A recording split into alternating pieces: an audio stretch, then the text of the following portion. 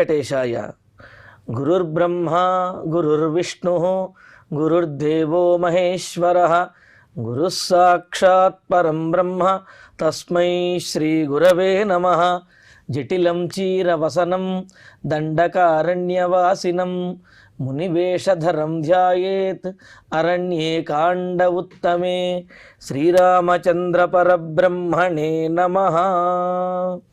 అథ శ్రీమద్ రామాయణే ఆదికావ్యే అరణ్యకాండే నవమః సర్గః. తస్మిన్స్తదాశ్రమపదే నిశితః ఖడ్గ ఉత్తమః సన్యాస విధినా దత్తః పుణ్యే తపసి తిష్టతః. సీతాదేవి రామచంద్రమూర్తికి ఒక చిన్న ఇతివృత్తాన్ని కథను చెబుతూ ఉన్నది. ఎందుకు అంటే సుతీక్ష్ణ మహర్షి ఆశ్రమం నుండి ధనుర్బాణములను ధరించి దండకారణ్యంలోకి బయలుదేరినటువంటి రామలక్ష్మణులను చూచి రాక్షసులతోటి విరోధం పెట్టుకుని వారిని వధించడానికి సిద్ధమయ్యాడు రామచంద్రుడు అని భావించి అకారణమైనటువంటి వైరం, అదేవిధంగా అకారణమైనటువంటి హింస వద్దు రామచంద్ర, మనం వచ్చినటువంటిది వనవాస దీక్ష కోసం, ఈ సందర్భంలో ఈ విధంగా విరోధం అనేది వద్దు అని మరి అసలు విరోధం అనేది ఇలా మీరు ధనుర్బాణాలు ధరించి అడవిలోకి దండకారణ్యంలోకి లోపలికి వెళ్ళిన తర్వాత మిమ్మల్ని చూచినటువంటి వారు మీతో విరోధము, అదేవిధంగా మీరెవరినైతే చూచారో వారి మీద ఈ బాణప్రయోగం చెయ్యక మానరు. తద్వారా విరోధము ఏర్పడుతుంది, ఆ విరోధము ద్వారా అనర్థము జరగవచ్చును అని చెబుతూ మరి ధనుర్బాణములను పక్కన ఉంచేసి ఆయుధము లేకుండా కనుక ప్రవేశించినట్లయితే విరోధం అనేది ఉండదు, ఎవరితోటి కూడా వైషమ్యములు రావు అని చెబుతూ అసలు ఆయుధమును ధరిస్తేనే అంతటి విరోధాలు వచ్చేస్తాయా? ఆయుధాన్ని ప్రయోగిస్తే కదా విరోధం వచ్చేది, ఆయుధాన్ని ధరిస్తేనే విరోధం ఎందుకు వస్తుంది అని అంటే ధరించినటువంటి వాడు ఎప్పుడు ప్రయోగిస్తాడో అని చెప్పి అవతలి వారు జాగ్రత్త పడుతూ ఉంటారు. ధరించినటువంటి వాడికి అవకాశం వచ్చింది అంటే తప్పనిసరిగా ఆయుధాన్ని ప్రయోగించి తీరుతాడు, తద్వారా విరోధం అనేది ఏర్పడుతుంది అంటూ అసలు ప్రయోగించకపోయినప్పటికీ కూడా ఆయుధాన్ని ధరిస్తే చాలు ప్రాణులతోటి విరోధం ఏర్పడుతుంది అంటూ ఒక చిన్న కథను చెబుతూ ఉన్నది సీతాదేవి. అంటూ ఒకానొక మహర్షి గొప్ప తపస్సంపన్నుడు, సత్యవాక్ అంటే ఎప్పుడూ కూడా సత్యమైనటువంటి మాటనే మాట్లాడేవాడు, శుచి ఆంతరంగికంగాను బాహ్యంగాను కూడా ఎంతో శుచి అయినటువంటి ఒకానొక మహర్షి ఒకానొక అడవిలో ఉండేవాడు. ఆ మహర్షి యొక్క తపస్సుని భంగపరచడానిక అన్నట్లుగా, అంటే ఆయన్ని పరీక్షించడానిక అన్నట్లుగా ఇంద్రుడు ఒక భటుడి వేషంలో ఆ తపస్వి దగ్గరికి మహర్షి దగ్గరికి వచ్చాడు. నిన్నే అనుకున్నాం ఏ రంభనో రోజునో పంపించవచ్చును, కానీ ఈ మహర్షి జితేంద్రియుడైనటువంటి వాడు, ఎవరికి లోబడినటువంటి వాడు, సత్యమునకు మాత్రము కట్టుబడేవాడు. అందుకనే ఇంద్రుడు ఒక భటుడి వేషంలో వచ్చి ఆయన తన దగ్గర ఉన్నటువంటి ఒక ఖడ్గాన్ని ఆ మహర్షికి ఇచ్చాడు. మహర్షికి ఖడ్గం ఇస్తే ఆ ఖడ్గంతో మహర్షికి ఏంటండి పని? మహర్షి ఎందుకు స్వీకరిస్తాడు? అయ్యా నాకు దీంతో ఉపయోగం లేదు, కావున నాకు అవసరం లేదు అని చెప్పి తిరిగి వెంటనే వెనక్కి ఇచ్చేస్తాడు. అందుకనే ఇంద్రుడు చాలా తెలివిగా చేశాడు. ఏం చేశాడు? తస్మిన్ ఆశ్రమపదే పుణ్యే తపసి తిష్టతః. ఆ మహర్షి ఆ ఆశ్రమంలో తపస్సు చేసుకుంటూ ఉండగా అప్పుడు ఉత్తమ నిశిత సహ ఖడ్గ న్యాస విధిన దత్త. ఇంద్రుడు వచ్చి, అది కూడా భటుడి వేషంలో వచ్చి, ఉత్తమమైనటువంటి చక్కటి వాడి అయినటువంటి పదునైనటువంటి చూడటానికి చాలా గంభీరంగాను అందంగాను నిశితంగాను ఉన్నటువంటిదైన ఒకానొక ఖడ్గమును తీసుకువచ్చి మహర్షికి ఇచ్చారట. ఎలా ఇచ్చాడు? న్యాస విధినా అని చెప్పి అన్నాడు. ఏమిటి న్యాస విధి అని అంటే, మన దగ్గర ఉన్నటువంటి వస్తువుని మనం ఎక్కడికైనా వేరే ఊరు వెళుతున్నప్పుడు కానీ, లేకపోతే మన దగ్గర ఉన్న వస్తువుకి అపాయం కలుగుతుంది అనే భయం ఉన్నప్పుడు కానీ, రాజుల వల్ల కానీ, దొంగల వల్ల కానీ, మరి ఇతరుల వల్ల కానీ ఈ వస్తువుకి హాని కలుగుతుంది అనే భయం ఉన్నప్పుడు సమర్థులైనటువంటి వారి వద్ద మన వస్తువుని ఉంచమని చెప్పి ఇవ్వటం ఏదైతే ఉన్నదో దానినే న్యాసము నిక్షేపము అని అంటూ ఉంటారు. ఏ విధంగా అయితే మన దగ్గర ఉన్న సొమ్ముని బ్యాంకులో దాచిపెడుతూ ఉంటాం, బ్యాంకులో వేశాము అంటే బ్యాంకు వాళ్ళు దాన్ని వాడుకోండి అని అర్థం కాదు కదా. దానిని మరలా మాకు అవసరమైనప్పుడు మరలా దాన్ని స్వీకరిస్తాము, అప్పటి వరకు మీరు జాగ్రత్తగా ఉంచండి అని చెప్పటం కదా. దానిని న్యాస విధి అని అంటారు.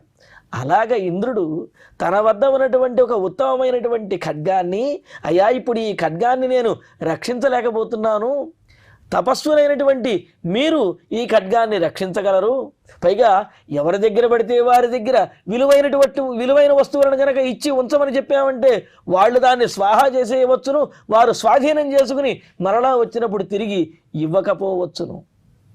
అందుకని మీ ఓటి సత్యవాక్కు అయినటువంటి వారు, మానసికమైన శారీరకమైన శుచి కలిగినటువంటి వారు, నిర్మలమైన మనస్సు కలిగినటువంటి మీ బోటి వారికి ఇచ్చినట్లయితే, మీ బోటి వారి దగ్గర ఉంచినట్లయితే నా సొమ్ము, నా ఖడ్గము సురక్షితంగా ఉంటుంది, మరలా వచ్చి నేను తీసుకుంటాను, అప్పటి వరకు మాత్రం దయచేసి ఈ ఖడ్గాన్ని మీరు జాగ్రత్తగా కాపాడుతూ మీ దగ్గరే ఉంచండి అని ఇంద్రుడు మరి ఆ భటుడి వేషంలో వచ్చి ఎంతో వినయంగా తాను ఆశ్రయించి సహాయం కోరేవాడిలాగా మహర్షి దగ్గరికి వచ్చి ఆ ఖడ్గాన్ని మహర్షికి ఇచ్చాడు.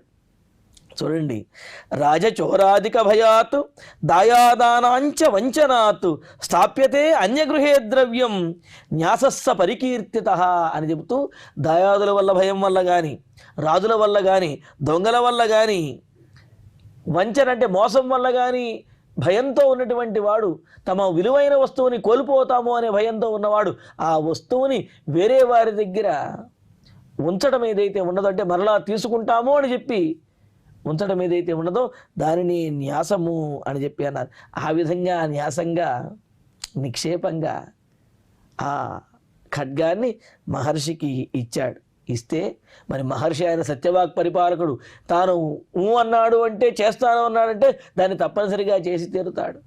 దాంతో సతచ్ఛస్త్రమనుప్రాప్య న్యాసరక్షణ తత్పర వనేతం విచరత్యేవ రక్షన్ ప్రత్యయమాత్మనః. సహా ఆ మునీశ్వరుడు మాట తప్పనటువంటి వాడు కదా. పాపం ఎవరో మనల్ని ఆశ్రయించి సహాయం కోరి ఈ ఖడ్గాన్ని కాపాడమని చెప్పాడు కాబట్టి దీన్ని జాగ్రత్తగా కాపాడాలి, మరలా అతను వచ్చిన తర్వాత ఈ ఖడ్గాన్ని ఇవ్వాలి అని చెప్పి అంటున్నాడు. ఎందుకు అంటే న్యాస విధిలో, నిక్షేపంలో ఎవరైనా సరే మరొకరి వద్ద సొమ్మును కానీ లేకపోతే గృహమును కానీ ఏదైనా కావచ్చు, ఒక వస్తువుని ద్రవ్యమును ఇచ్చి మరలా మేము తీసుకుంటాము అని చెప్పినప్పుడు, వారు వచ్చినప్పుడు, వారు ఇచ్చినప్పుడు ఏ స్థితిలో అయితే ఆ వస్తువు కానీ ఆ ద్రవ్యం కానీ ఉన్నదో అదే స్థితిలో దానిని మరలా వారికి తిరిగి ఇవ్వడం అనేది ధర్మం. అలా కనుక ఇవ్వకపోతే ఈ వంశపారంపర్యంగా వీరికి హాని అనేది కలుగుతుంది అని అన్నారు. కావున మరి తనకు అప్పచెప్పినటువంటి బాధ్యతను తాను చక్కగా నిర్వర్తించాలి అని చెప్పి అనుకున్న ఆ మహర్షి తచ్ఛస్త్రం, ఆ ఆయుధమును ఖడ్గాన్ని అనుప్రాప్య పొంది న్యాస రక్షణ తత్పర, తన వద్ద ఉంచినటువంటి ఆ ఖడ్గమును రక్షించాలి అనే తత్పర ఆలోచనతో ఉన్నటువంటి వాడై తమ ఆత్మనః ప్రత్యయం రక్షన్నేవ, దానిని పోనీ కుటీరంలో పెట్టేసి అడవులోకి వెళదామా అంటే ఎవరన్నా వచ్చి ఆ కుటీరంలో ఖడ్గాన్ని తీసుకువెళ్ళిపోతే అయ్యయ్యో మాట పోదు, మరలా ఆ భటుడు వస్తే నేనేం చెప్పగలను అని అనుకున్నవాడై, సరే దీన్ని ఎప్పుడూ కూడా నాతోటే ఉంచుకుని దీన్ని కాపాడాలి అనుకున్నవాడై ఆ ఖడ్గాన్ని బయటకు అడవిలోకి వెళ్ళేటప్పుడు కూడా ఆ ఖడ్గాన్ని ధరించే ఈ మహర్షి అడవిలోకి వెళుతూ ఉండేవారట. వనేతం విచరత్యేవ రక్షన్ ప్రత్యయమాత్మనః, రక్షన్నేవ, ఆ ఖడ్గమును తనతో పాటు పట్టుకుని దాన్ని కాపాడుకుంటూ కాపలాగా ఉంటూనే వనే విచరతి, వనంలో అతడు తిరుగుతూ ఉన్నాడనమాట. తిరుగుతూ ఉంటే మరి కొంతకాలానికి ఎత్ర గచ్చత్యుపాదాతుం మూలాని చ ఫలాని చ నవినాయాతి తం ఖడ్గం న్యాసరక్షణ తత్పర.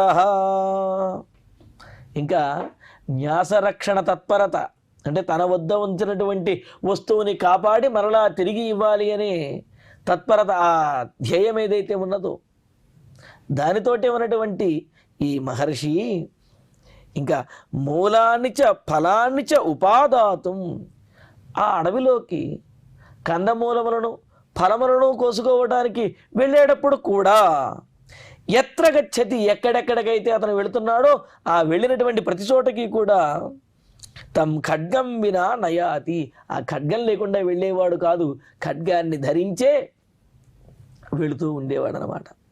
అలా ఉండేటప్పటికీ నిత్యం శస్త్రం పరివహన్ క్రమేణ సతపోధన చకార రౌద్రీం స్వాం బుద్ధిం త్యక్త్వా తపసి నిశ్చయం. చేతిలో ఆయుధం ఉన్నప్పుడు దానిని వినియోగించాలి అనే ఆలోచన వచ్చి తీరుతుంది. అంటే ఫలములను కొయ్యటానికి, అలాగే ఆ కందమూలను తవ్వడానికి అంతకుముందైతే ఏదో చిన్న కర్రతోటో దేనితోటో తవ్వేవాళ్ళు, తన చేతితోటో తవ్వి దాన్ని తీసుకొచ్చేవాళ్ళు. చెట్టు మీద ఉన్నటువంటి కాయలు కొయ్యాలి అంటే ఏదో ఒక కర్రతోటి వాటిని తీసుకునేవాడు, ఆ పండినటువంటి ఫలములను. కానీ ఇప్పుడు చేతిలో ఖడ్గం ఉండేటప్పటికీ ఈ ఖడ్గాన్ని వినియోగించడం మెల్లగా మొదలుపెట్టాడు. అంటే ఏమిటి, ఆ కందమూలమును తీయటానికి, అలాగే అదేవిధంగా ఆ ఫలములను కొయ్యటానికి కూడా ఈ ఖడ్గాన్ని వినియోగించడం మొదలుపెట్టాడు. అంటే ముందేమో ఆ ఖడ్గాన్ని కాపాడడం మాత్రమే లక్ష్యంగా ఉన్నటువంటి వాడు తర్వాత మెల్లమెల్లగా ఆ ఖడ్గాన్ని వినియోగించడం కూడా ప్రారంభించాడు. అంతేకాదు, అంతకుముందు ఆయన అడవిలోకి వెళ్ళినప్పుడు అక్కడ ఉన్న జంతువులన్నీ కూడా దగ్గరకు వచ్చి ఆత్మీయంగా ఆ కాళ్ళ చుట్టూ ఆయన చుట్టూ తిరుగుతూ ఉండేవి. కానీ ఈ చేతిలో ఉన్న ఖడ్గం ఉన్నటువంటి ఆ మహర్షిని చూసేటప్పటికీ జంతువులన్నీ కూడా పారిపోవటం మొదలుపెట్టాయి. దానితోటి సహజంగా మానవ సహజమైన లక్షణం, తమ వద్దకు ఇతరులు ప్రేమతో ఆదరణతో వచ్చినప్పుడు కలిగే భావన కంటే కూడా తమను చూచి వారు భయపడుతూ గౌరవిస్తున్నారు అంటే అందులో ఉన్నటువంటి ఆస్వాదన కాస్త ఎక్కువగా చేస్తూ ఉంటారు, దానిని ఎక్కువగా ఆస్వాదిస్తూ ఉంటారు. ఆ భావనను, అబ్బో నన్ను చూసి భయపడుతున్నారే, నాకు గౌరవం ఇస్తున్నారే అని ఈ విధమైనటువంటి ఆలోచన వస్తుందన్నమాట. దానితోటి అది బాగుంది అనిపిస్తుంది, అది మరలా మరలా కావాలి అనిపిస్తుంది. తద్వారా దానికి అలవాటు పడిపోతారు.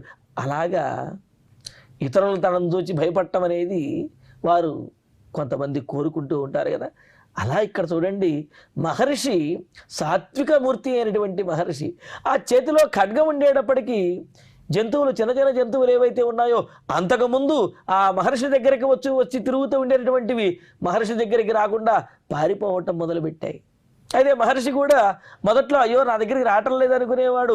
ఆ తర్వాత తాను ఎక్కడికి వెళితే అక్కడ ఆ విధంగా భయంతో పారిపోతున్నాయి అని చెప్పి, అబ్బో నన్ను చూసి భయపడుతున్నాయే అనే భావనలోకి వచ్చాడు. అంటే మెల్లమెల్లగా ఈ అహంకారం అనేది ప్రవేశిస్తూ ఉన్నది.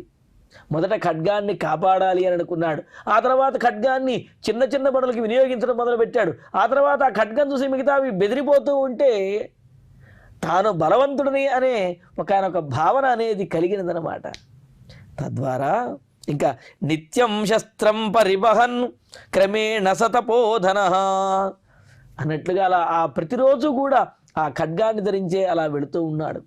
తద్వారా ఏమైనది, మెల్లమెల్లగా ఆ మహర్షి యొక్క ఆలోచనలలో మార్పు వస్తూ ఉన్నది. ఈ ఖడ్గం వల్ల అందరూ భయపడుతున్నారు అనుకున్నాడు. దాంతో సాత్వికమైనటువంటి ఆయన యొక్క మనస్సులో రౌద్రం అనేది, రజోగుణం అనేది ప్రవేశించిందనమాట. అలాగా బుద్ధిం క్రమేణ స్వాం బుద్ధిం రౌద్రీం అంటూ క్రమంగా ఆయన యొక్క బుద్ధి రౌద్రమైనటువంటి బుద్ధిగా ఉన్నది. అంతకుముందు ఏవైనా జంతువులు తన దగ్గరికి వస్తే వాటిని ఓదార్చి లేకపోతే వాటిని బుజ్జగించి పంపించేటటువంటి వాడు, జంతువులు తన దగ్గరికి వచ్చి ఏదైనా ఇబ్బంది పెడుతుంటే వెంటనే కత్తి చూపించడం మొదలుపెట్టే విధంగా ఆ కోపాన్ని తెచ్చుకున్నాడు అనమాట. అంటే ఏమిటి, వాటిని ఏదో హాని చెయ్యాలి అని కాదు, కానీ దీంతో వాటిని భయపెట్టాలి అనే స్థితికి వచ్చినట్లయింది. తద్వారా రౌద్రమైనటువంటి కోపము స్థితికి వచ్చేశాడు ఈ మహర్షి.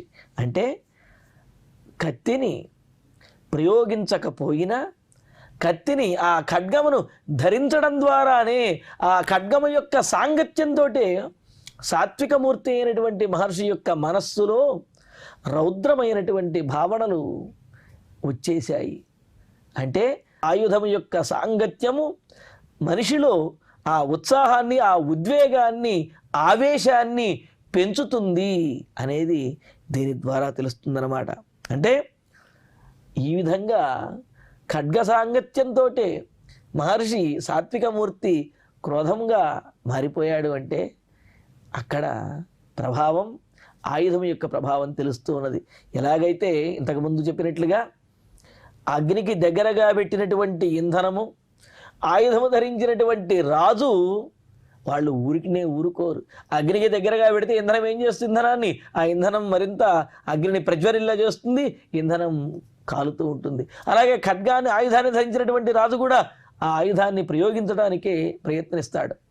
ఇక్కడ చూడండి, సీతాదేవి ఉదాహరణ కూడా ఆయుధాన్ని ధరించినటువంటి వాడు రాజు కాదు, మహర్షి.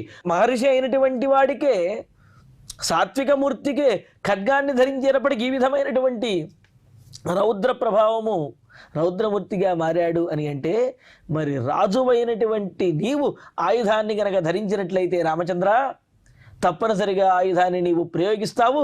తద్వారా రాక్షసులతోటి అకారణ వైరం అనేది ఏర్పడుతుంది. తద్వారా ఆపదలు మనకొస్తాయి. కావున నీవు ఆయుధమును ధరించకుండానే అరణ్యంలోకి ప్రవేశిస్తే మనకు మేలు జరుగుతుంది అన్నట్లుగా సీతాదేవి చెబుతూ ఇంకా ఆ మహర్షి కథనే ఇంకొద్ది మాటలు చెబుతూ ఉన్నది. తతస్సరౌద్రేభిరతః ప్రమత్తో ధర్మకర్షితః తస్య శస్త్రస్య సంవాసాత్ జగామ నరకం ముని. చూడండి ఆ మహర్షి పరిస్థితి ఏమైందో చూడండి. ఎవరో భటుడు వచ్చి, నా ఆయుధాన్ని, నా ఖడ్గాన్ని కొంతకాలం మీ దగ్గర దాచిపెడుతున్నాను, దీన్ని కాపాడండి, మరలా వచ్చి నేను తీసుకుంటాను అంటే, కొంతకాలము పాటు ఆ ఆయుధమును, ఖడ్గమును ధరించడం ద్వారానే మహర్షి యొక్క ప్రవర్తనలో మార్పు వచ్చి అతడు సాత్వికమూర్తి అలా ఈ విధంగా రజోగుణ భూయిష్ఠుడై ఇలా మారిపోయినటువంటి వాడై ఏమయ్యాడు చివరికి? తతః స ముని తస్య శస్త్రస్య సంవాసాత్.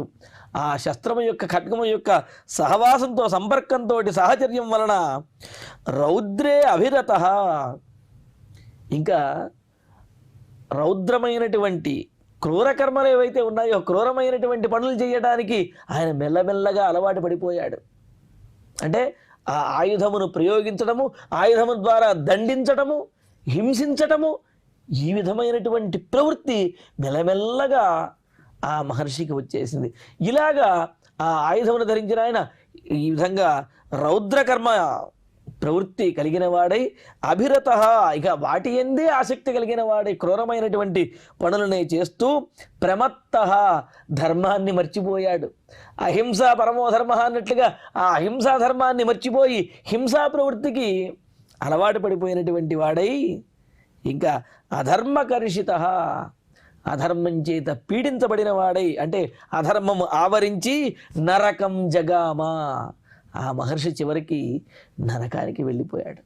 అంటే దేని యొక్క సాంగత్యం మనకు ఎక్కువగా ఉంటుందో, దేని గురించి అయితే మనం ఎక్కువగా ఆలోచిస్తూ ఉంటామో, దానికి సంబంధించినటువంటి కార్యములను చేయటానికి మెల్లగా మన మనస్సు సమాధానపరుచుకుంటూ దానికి అలవాటు పడిపోతుంది.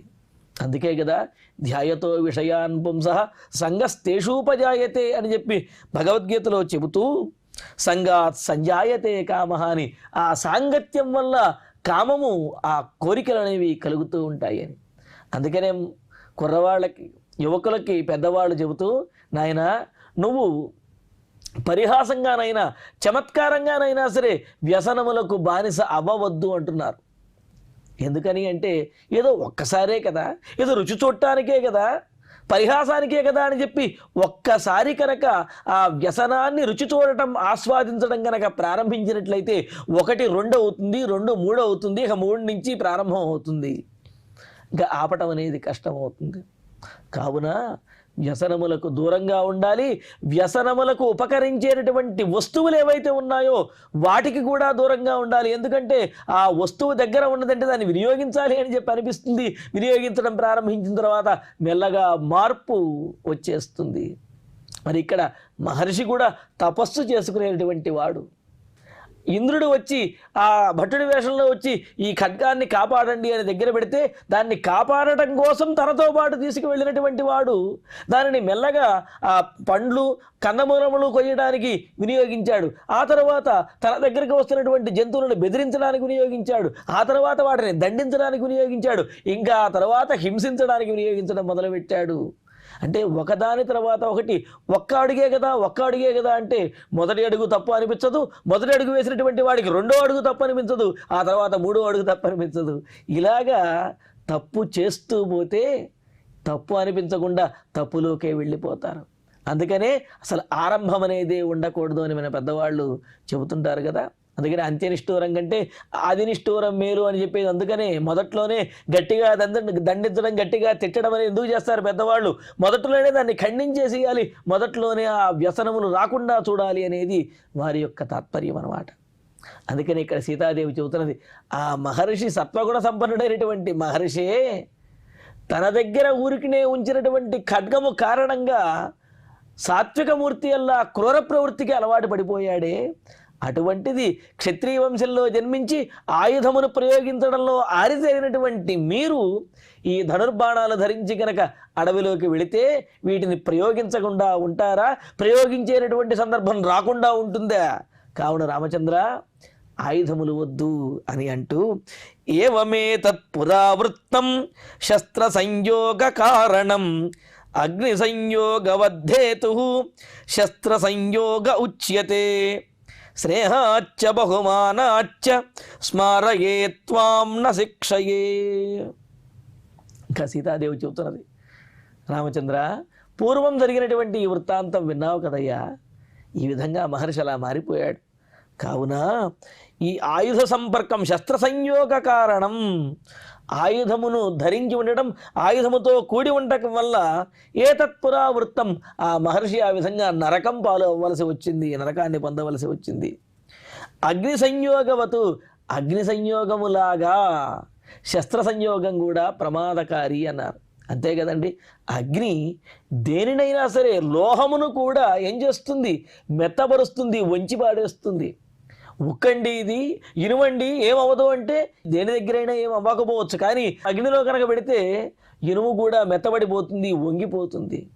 అలాగే ఆయుధమును కనుక ధరించి ఉన్నట్లయితే మనస్సు దానిని వినియోగించడానికే ప్రేరేపిస్తుంది, క్రూర ప్రవృత్తి, హింసా ప్రవృత్తి అనేది వస్తుంది అని అంటూ, అగ్ని సంయోగవతు శస్త్ర సంయోగ హేతు ఉచ్యతే, శస్త్రాన్ని ధరించడం కూడా హింసా ప్రవృత్తికి కారణమవుతుంది అని అంటూ, మరి ఇవన్నీ రామచంద్ర మీకు తెలియనటువంటి విషయములు కాదు.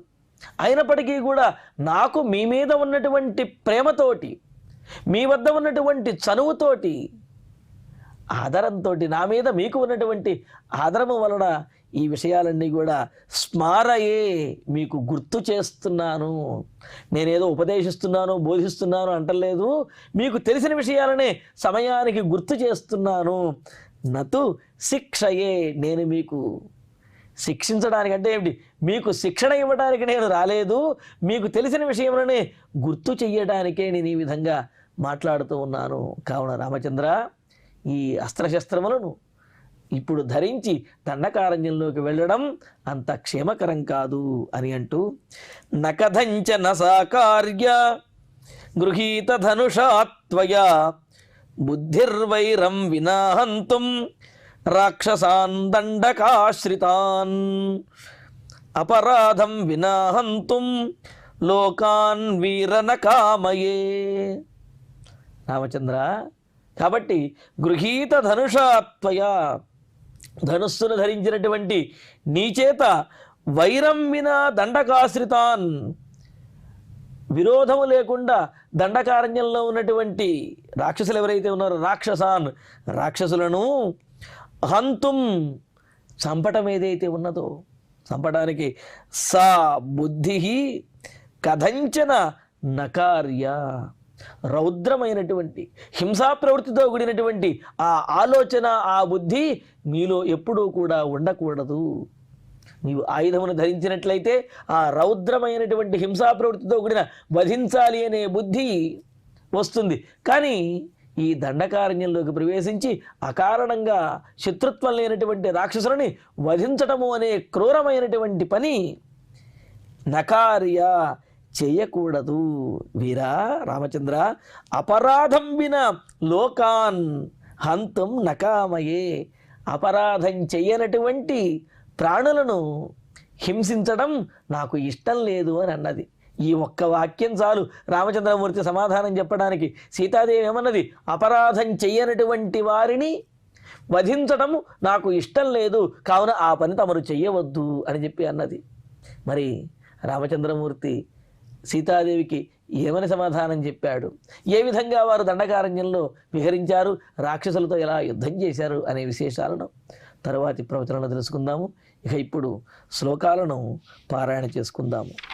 తస్మిన్ తదాశ్రమపదే నిశితః ఖడ్గ ఉత్తమః సన్యాస విధినా దత్తః పుణ్యే తపసి తిష్ఠతః సతచ్ఛస్త్రమనుప్రాప్య న్యాసరక్షణ తత్పరః వనేతం విచరత్యేవ రక్షన్ ప్రత్యయమాత్మనః యత్ర గచ్చత్యుపాదాతుం మూలాని చ ఫలాని చ న వినాయాతి తం ఖడ్గం న్యాసరక్షణ తత్పరః నిత్యం శస్త్రం పరివహన్ క్రమేణ సతపోధనః చకార రౌద్రీం స్వాం బుద్ధిం త్యక్త్వా తపసి నిశ్చయం తతః స రౌద్రేభిరతః ప్రమత్తో ధర్మకర్షితః తస్య శస్త్రస్య సంవాసాత్ జగామ నరకం మునిః ఏవమేతత్పురావృత్తం